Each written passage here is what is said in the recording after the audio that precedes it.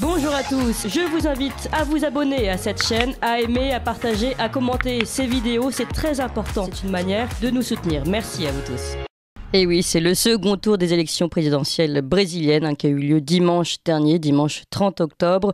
Considéré donc comme favori depuis le début de la campagne, Lula s'est finalement imposé d'une très courte tête avec seulement 2 millions de voix d'avance pour 156 millions d'électeurs, récoltant 50,85% des suffrages. Le Monde en France, toujours dans son style très neutre, a titré lundi dans un édito « Élection de Lula au Brésil, un soulagement planétaire ». Soulagement qui ne se fait pas ressentir de tous, en tout cas au sein de la population brésilienne. On a vu des heurts, des manifestations, des blocages de rue, dans 23 sur 27 États brésiliens, il y a eu des blocages à la part des partisans bolsonariens. 250 barrages ont été recensés par la police. Et hier soir, tardivement donc, Jair Bolsonaro s'est exprimé à l'antenne pour dire qu'il jouerait le jeu de la démocratie. On en parle aujourd'hui avec un bolsonariste, Antoine Bachelin-Sénat. Bonjour Antoine Bachelin-Sénat. Bonjour, comment ça va? Ça va bien? Très bien, oui, j'imagine. Et vous, alors, ça doit être un petit peu difficile en ce moment. Non, parce que justement, je voudrais répondre sur tous les points que vous avez évoqués. On va reprendre chaque point.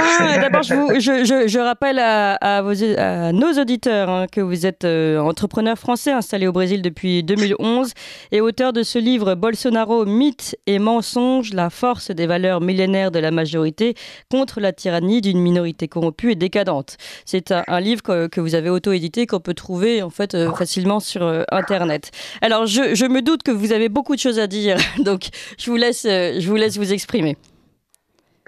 Alors, premièrement, Lula n'aurait jamais dû se présenter parce que c'est un corrompu. Ça a été prouvé, il a été condamné. C'est pas seulement des milliards, ce sont des trillions qui ont été détournés dans différents pays. Des scandales de corruption, que ce soit le Petrobras, le Mensalão, Odebrecht, JBS. Donc énormément de corruption, ça c'est le premier point. Deuxième point, celui qui est à la tête du tribunal supérieur électoral, c'est Alexandre de Moraes. Alexandre de Moraes a été nommé par Lula et Dilma. C'est un avocat du PCC qui est un groupe de mafia narcotrafiquants. Donc voilà qui dirige le tribunal supérieur électoral, petit peu pour montrer un petit peu le cadre. Premier point. Deuxième point, on a eu durant les élections le tribunal supérieur électoral qui n'a pas diffusé aux radios la propagande électorale de Bolsonaro, et l'équipe de Bolsonaro s'en est plein. On a extrêmement de personnes, énormément de Brésiliens qui réclament que lorsqu'ils arrivaient au guichet pour aller voter, la responsable leur disait que quelqu'un avait déjà voté à leur place. On a énormément de preuves de fraude. J'ai vu des témoignages en effet dans ce sens. On a la police fédérale qui arrêtait des voitures durant l'élection en contrôlant simplement le coffre, c'est pas pour empêcher les gens de voter, c'était simplement ouvrir le coffre. Ils ont arrêté des millions et des millions, ils ont appréhendé des millions et des millions en cash, en billets dans différentes voitures, dans différents États, et cet argent était utilisé pour acheter des votes. Donc on a énormément ça, c'est ce que vous points considérez. Vous considérez que cet argent est un argent de corruption? Non, cela a été montré. C'était derrière les écoles pour voter. C'était très près des écoles. Ça a été montré. La police fédérale elle-même l'a montré, a interrogé certaines personnes, certains suspects, et celui qui est à la tête du tribunal supérieur électoral a reconnu aussi que la police fédérale avait arrêté des personnes qui avaient énormément d'argent en cash. Donc ça a été reconnu, ça a été prouvé. Donc il y a énormément de points qui montent vers la fraude. Et Bolsonaro n'a pas donné son poste à Lula. Donc les médias comme d'habitude qui disent que Bolsonaro a renoncé. Bolsonaro n'a pas renoncé. Alors on va revenir sur son discours de Bolsonaro. Vous avez raison de revenir sur ce point-là. Et d'ailleurs, je n'ai pas dit qu'il avait reconnu sa défaite. J'ai dit qu'il avait expliqué qu'il jouerait le jeu de la démocratie. C'est différent. Voilà. Alors sur ce point-là, justement, ce qu'il veut dire, c'est qu'il a toujours respecté la Constitution. C'est quelqu'un qui est toujours démocratique. C'est quelqu'un qui n'a jamais transgressé, comme par exemple ce directeur du tribunal supérieur électoral, qui lui a fraudé. Par exemple, il n'a pas donné les propagandes électorales de Bolsonaro aux radios, Mais qui ça normalement c'est étaient quand même. son Alors rôle. Donc attendez, c'est ça lui c'est qui quand même très transgresse. très grave. C'est-à-dire que et c'est facile à Tout à prouver. fait, tout Donc à fait. aucune Et propagande c'est électorale prouvé, ça a été pour prouvé, ça a Bolsonaro été prouvé. n'ont été diffusées, c'est ça, sur tous les médias C'est pas officiels? aucune, c'est très peu. C'est pas aucune, c'est Hmm. très peu. C'est-à-dire, il y a 59 jours, l'équivalent à 59 jours de propagande radio qui n'a pas été diffusée dans les régions du nord du Brésil. Et Hmm. ça, c'est le directeur de la communication entre le premier et le deuxième tour qui a expliqué tout ça et qui a montré toutes les preuves aussi. Le tribunal supérieur électoral a demandé qu'en 4 heures, toutes les preuves soient avancées, données, un dossier complet a été donné. Et forcément, le corrompu Alexandre Dumoraes, qui a été nommé par Lula et Dilma, qui est la tête du tribunal supérieur Hmm. électoral, n'a pas donné suite. C'est l'avocat d'un narcotrafiquant ami de Lula, du D'accord. groupe du PCC. Mais si ces preuves sont aujourd'hui claires et défendables, a priori, il y a peut-être des recours qui sont possibles. Alors on va revenir d'abord, avant Tout à de fait. continuer sur la Bolsonaro fraude. a fait un recours justement au tribunal supérieur fédéral, mais D'accord. le tribunal supérieur fédéral aussi est rempli de ministres qui ont été nommés par Lula et Dilma. Hmm. Alors, on va revenir sur la fraude parce qu'il y a encore beaucoup de questions en effet à ce sujet-là. Puisque vous avez évoqué le discours de Bolsonaro, je vous propose, j'ai repris quelques phrases en fait de Bolsonaro. Donc, les personnes qui sont dans la rue aujourd'hui, parce qu'il faut le dire, hein, les rues aujourd'hui sont quand même emplies de manifestants mécontents, de bolsonaristes mécontents. Et ça grossit. Et ça grossit, voilà, c'est vraiment un mouvement d'ampleur. Ces personnes sont le résultat, je le cite, hein, et je le traduis bien sûr, du fruit d'une indignation et d'une injustice de la façon dont les élections se sont déroulées. Et un petit peu plus tard, toujours dans le même discours qu'il a donné hier soir, il explique « J'ai toujours été accusé d'être antidémocrate et pourtant j'ai toujours joué le jeu des règles démocratiques. Je n'ai rien dit sur le contrôle ou sur la censure des médias ou des réseaux sociaux et je continuerai de respecter la Constitution. » Voilà exactement ces propos. Peut-être qu'on peut déjà sur ce point développer un petit peu sur la censure des médias. Justement, celui qui est à la tête du tribunal supérieur électoral, Alexandre Dumoraes, qui a été nommé par Lula et Dilma, lui a censuré, alors que c'est pas son pouvoir, il a censuré certains médias durant la campagne aussi. Il a censuré Jovem Pan, il a censuré énormément de journalistes et il leur a même interdit d'utiliser certains mots. Ces journalistes de Jovem Pan étaient interdits d'utiliser les mots corruption avec Lula, interdit de dire que Lula était corrompu. Donc on a une censure vraiment terrible et Lula lui-même dans son programme électoral a expliqué qu'il allait censurer les médias. Donc c'est un vrai programme de contrôle des médias communistes, autoritaires, terrible, qui a été présenté. Alors, qu'est-ce que vous pensez, toujours sur son discours, que cela signifie, cette question de j'ai toujours joué la règle du jeu démocratique. D'ailleurs, il dit vous pouvez manifester, mais sans prendre les méthodes de la gauche, dit-il. Et je continuerai de respecter la Constitution. Alors, ça veut dire quoi ? Alors, ça veut dire que dans la Constitution, et la CNN brésilienne, qui est très à gauche, l'a expliqué aussi, que la Constitution autorise à créer un tribunal militaire.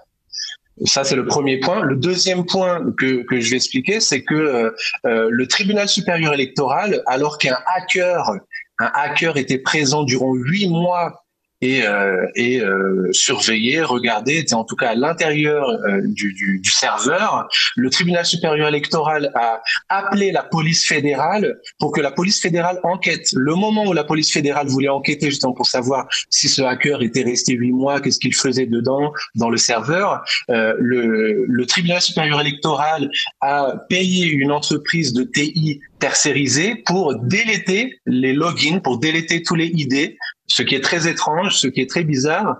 Mais donc l'armée a été invitée aussi par le tribunal supérieur électoral, donc les experts cybernétiques de l'armée, à faire un audit du système électoral électronique et ils ont élaboré 100 points à améliorer.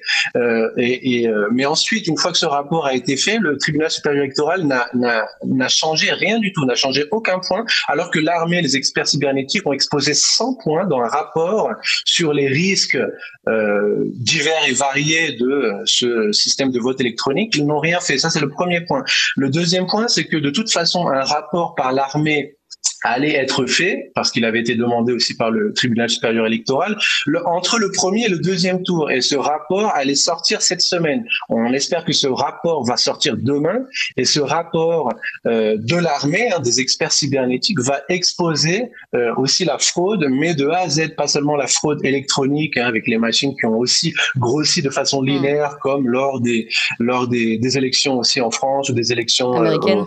Aux États-Unis, on a la même progression linéaire avec des mathématiciens qui vous expliquent que c'est pas possible. Une diminution à partir de peu de pourcents déjà. Bolsonaro ne fait que diminuer. Et on a au niveau du premier et du deuxième tour le même moment où Bolsonaro diminue, le même moment où Lula augmente, tout en linéaire.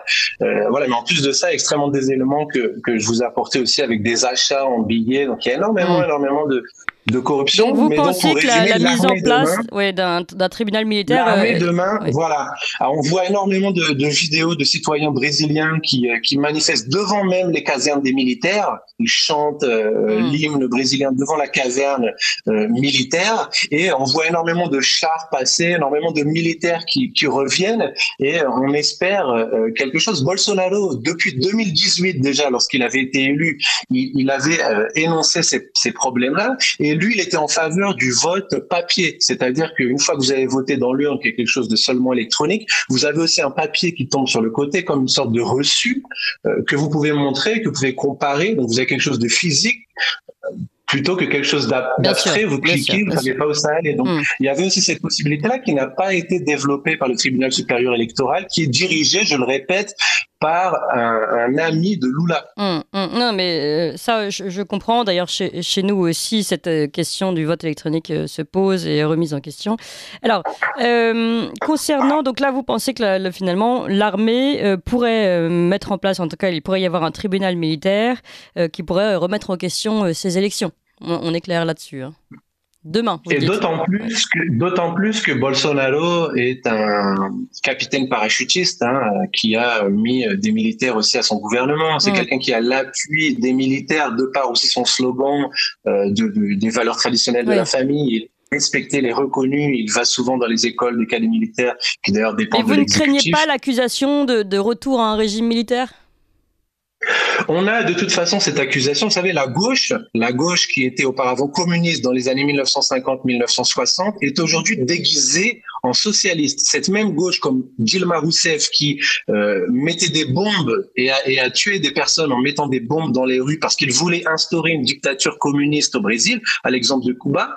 Qu'est-ce qu'ils font, cette gauche, justement? Ils mentent, ils veulent réécrire l'histoire en disant qu'il y a une dictature au Brésil. Il n'y a pas eu de dictature militaire au Brésil. Les militaires ont défendu le peuple contre une tentative d'instauration de dictature communiste que ses amis de Dilma Rousseff voulaient faire en faisant aussi venir des soldats cubains, en mettant des bombes dans des stades avec énormément de morts. C'est ce qui s'est passé. L'armée, à l'époque, avec l'appui du peuple, a défendu les citoyens et on avait beaucoup de manifestations au Brésil, no será uma nova Cuba, le Brésil ne sera pas un nouveau Cuba. On avait des manifestations de millions de personnes contre la tentative d'instauration d'une dictature communiste que ces communistes, des amis de Dilma, qui sont aujourd'hui déguisés en socialistes, ils ont essayé de réécrire l'histoire. À l'époque, ils ont été au pouvoir. Ils ont voulu changer aussi les manuels scolaires en disant que il n'y a pas eu de tentative d'instauration de dictature communiste. Ce sont des personnes qui réécrivent l'histoire et qui veulent cacher, comme d'habitude, leur saleté, qui veulent cacher leur fraude, qui veulent cacher leur passé de criminels. Ce sont des criminels. Dilma a fait de la prison. Dilma Rousseff a fait de la prison pour avoir jeté des bombes artisanales. Elle a attaqué une banque aussi. Ce sont des criminels. Alors, on va revenir dans le présent. Antoine Bachin-Sénat, vous parlez de fraude. Il y a quand même, en effet, des éléments intéressants en tout cas, sur le résultat des élections, puisque ce résultat par région est quand même très original, on va le dire, Jair Bolsonaro a remporté l'ensemble des régions, sauf une, le nord-est, que Lula a remporté à 69%. Justement, il n'y a pas eu les propagandes radio. Justement, les régions, il n'y a pas eu les propagandes radio. Ce sont ces régions-là où Bolsonaro a moins de votes, entre guillemets, parce qu'il y a eu aussi des fraudes électroniques. Et ce sont aussi des régions où il y a eu le plus d'appréhension de billets dans des voitures, dans les coffres de voitures. Donc, et c'est celui également où il y a un flux flux massif et inhabituel de trafic Internet sur cette région, le Nord-Est. Donc c'est vrai qu'on peut se demander s'il y a un lien. Oui. Et ce sont des régions très pauvres, ce sont des régions qui étaient exploitées auparavant par le parti de Lula. Pourquoi? Parce que ce sont des régions qui, par exemple, se voyait promettre des viaducs durant 10 ans par Lula, il n'a jamais construit. Pourquoi? Pour que ces populations du Nord continuent à payer des camions de citernes d'eau à des mafias locales qui étaient en lien avec Lula, toujours. Donc, il promettait de construire des viaducs alors que Bolsonaro l'a fait en quelques mois. En quelques mois, il a construit des viaducs dans le Nord, il a fait du social. Et donc, ces populations aujourd'hui sont pour Bolsonaro. On a des vidéos sur Internet de ces populations du Nord qui sont très nombreuses, qui sont des milliers à manifester lorsque Bolsonaro se déplace là-bas. Donc on a des régions en plus qui ont été gagnées par Bolsonaro de par ses actions sociales. Et moi je le dis souvent, Bolsonaro est un gouvernement social qui a fait énormément pour les pauvres.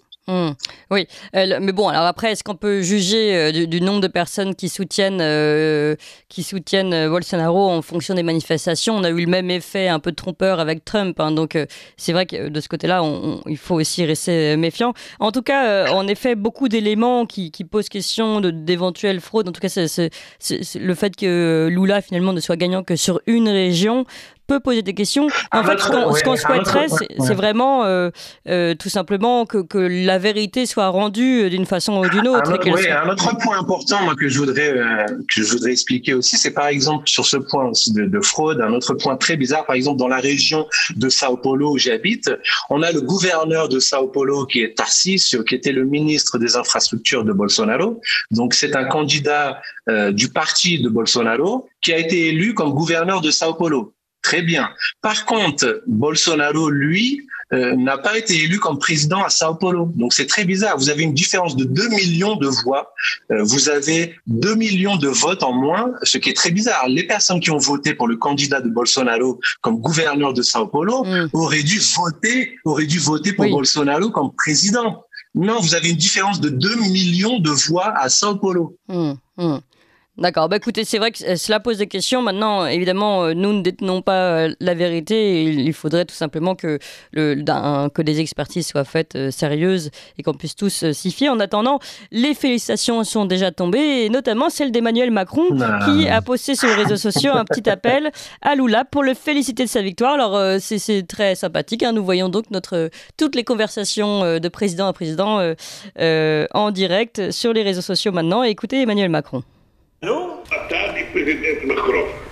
Bonjour, monsieur le président Macron. Ah, bonjour, comment ça va, président? Félicitations. Dia, Lula, como vai? Felicidades, parabéns, presidente. Estamos vivendo dia muito feliz porque conseguimos resgatar a démocratie. Nous vivons une journée très heureuse parce que nous avons pu récupérer la démocratie dans notre pays. Je dois te dire que j'attendais avec beaucoup d'impatience ce moment pour qu'on puisse relancer un partenariat stratégique à la hauteur de notre histoire et des défis qui sont devant nous. Merci à toi et félicitations pour cette élection. C'est pour nous une formidable nouvelle. Voilà, victoire de la démocratie. Ça vous fait rire. Déjà, ça a duré 20 secondes. Ils n'arrivent même pas à jouer la comédie plus longtemps que ça. Ce sont déjà des très mauvais acteurs. Déjà, premier point. Deuxième point, renouer un dialogue. C'est sûr que avec Bolsonaro était pour la défense de la souveraineté, par exemple en ce qui concerne l'Amazonie. Et souvent, les trolls sur Internet ne cherchent pas très loin parce que la déforestation a baissé sous Bolsonaro par rapport à Lula.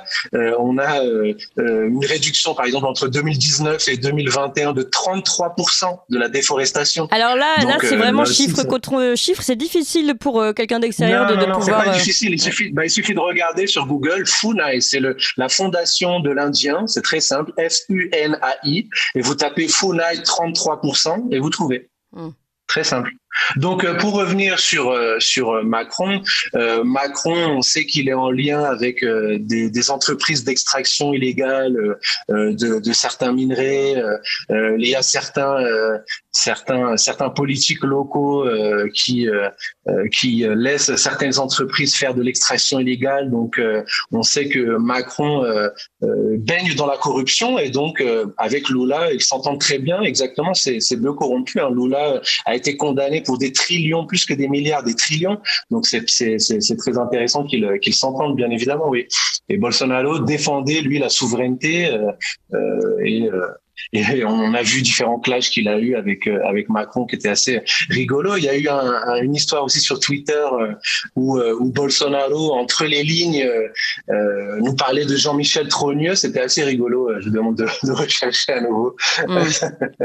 Alors, qu'est-ce que vous considérez que finalement comment va avancer là, comment vont suivre les prochains jours au Brésil? Est-ce que vous pensez que les tempêtes populaires peuvent continuer? Est-ce que cela peut s'embraser? Est-ce que vous considérez qu'il y aura vraiment un tribunal militaire qui va être monté? Enfin, comment vous envisagez la suite? Alors, je m'inspire de l'exemple de ce qui s'est passé en Égypte. La population a tellement manifesté qu'elle a réussi à renverser un gouvernement la dernière fois qui avait duré des dizaines et des dizaines d'années. Donc, le peuple, s'il est mobilisé, arrive à renverser les corrompus. Et il faut tenir. Le rapport de l'armée va sortir bientôt. Donc, cela va s'intensifier. Cela s'intensifie depuis dimanche. Donc, ça va augmenter. Un des fils de Jair Bolsonaro aussi a demandé plus de monde dans les rues. Et naturellement, les gens le font. Donc, ça va s'intensifier. On va voir jusque quand ça dure. Écoutez, à suivre. Ça peut durer jusque décembre, je pense. Ça peut durer vraiment en longueur, parce que de toute façon, il prend juste le poste en janvier, Lula. Mais ça va continuer, ça va s'intensifier. Il faut tenir dur. D'accord, ça on a compris en tout cas la voix d'un bolsonariste. Merci beaucoup Antoine Bachelin-Sénin. Je rappelle votre livre Bolsonaro, mythe et mensonge, un livre auto-édité. Merci encore. Vous appréciez cette émission? Alors aidez Radio Courtoisie à en produire d'autres en indépendance totale. Rendez-vous sur soutenir.radiocourtoisie.fr. Merci d'avance.